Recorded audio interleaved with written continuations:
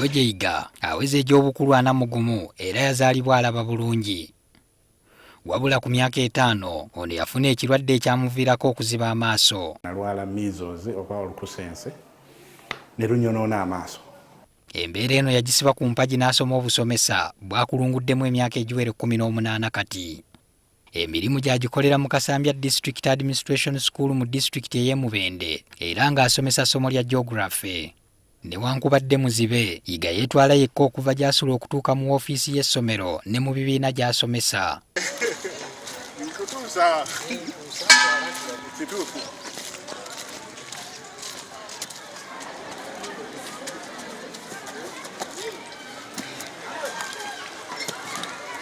Mmanyiddewo kubanga nduddewo ate batutendeka kye bayita mobility and orientation.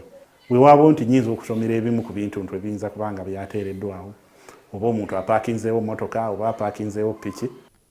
Okufaananako n'abasomesa abalala, yiga naye asooka kutegeka by'anaasomesa abayizi nga tannagenda mu kibiina era atulaze engeri gy'akikolamu. Mba mmanyi kye mba ngendako negamba nsomerako n'onsomera bwe mba ndaba nga bijja kunzibwalira ne mbiwandiika nga bwe nabadde mbiwandiise. Nsobola okutegeka ebintu byange bye ngenda okusomesa nga mbikoze ne kompyuta ne mbiwa omuntu n'abipandiikira ku lubaawo, oba olumu nsobola okubisoma abaana nga babiwandiika bonna. Ng'otuuse mu kibiina mwasomesa kizibu n'okutegeera nti alina n'obuzibe. Kato mention the answer you shared. Abaana abatalaba mbawandiikira mu braille nga buno bwe mpandiise wano ne mbawa ne babisoma ne bagoberera kimu n'abalala. Ono atubuulidde n'akakodyo k'akozesa okwawula abayizi abawanisa emikono ng'aliko ekibuuzo ky'abuuzizza n'okulaba nga tebazannyira mu kibiina ng'asomesa.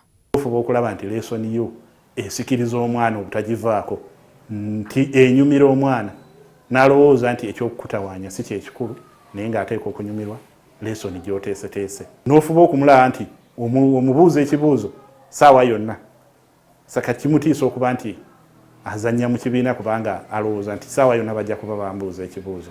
Omusomesa ono essomero limwenyumirizaamu nnyo olw'obukozi nga n'ekiro asobola bulungi nnyo okulondoola abayizi mu bisulo.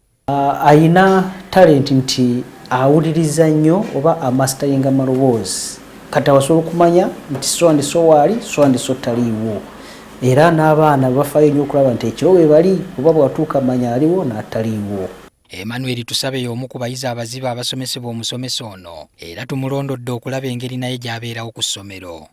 Omwana ono amazzi ku ttaapu ag'ekimira ssaako n'okweyoleza engoye era atubuulidde engeri gy'akengamu awali ekko.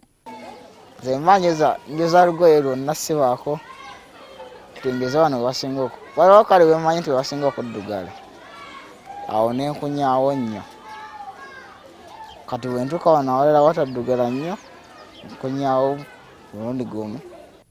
Ekisinga okkaluubirira Tusabe mu by'okusoma bwe butaba na ngeri gy'ayinza kwejjukanyaamu ebiba byasomesebwa naddala ng'ebiseera by'ebibuuzo bituuse obutafaananako ne banne abalina we baawandiika. Kubanga mba siina we nabitadde kalole tukokkola ebigezo ng'ebyo ebisinga mba nabyerabira nga sibijjukira.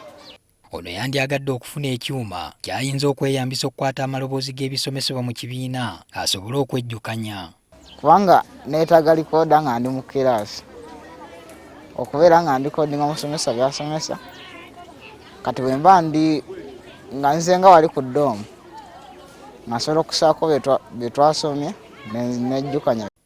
Newankubadde ng'omusomesa ono mumalirivu okuyamba abaana b'eggwanga abaliko obulemu n'abataliiko, ebikozesebwa ebiri ku buseere n'endowooza z'abantu eri bamuzibe bimumalamu amaanyi. Waliwo ekyuma kye tuwandiikisa bakiyita Parkins braille, kiri wakati w'obukadde 2 n'obukadde 3. Laptop oba desktop olina okugiteekamu amaloboozi. Sisitimu yokka gy'okozesa okuteekamu amaloboozi bagiseera okusinga kompyuta. Patrick Ssenyondo, NTV ku ssaawa emu.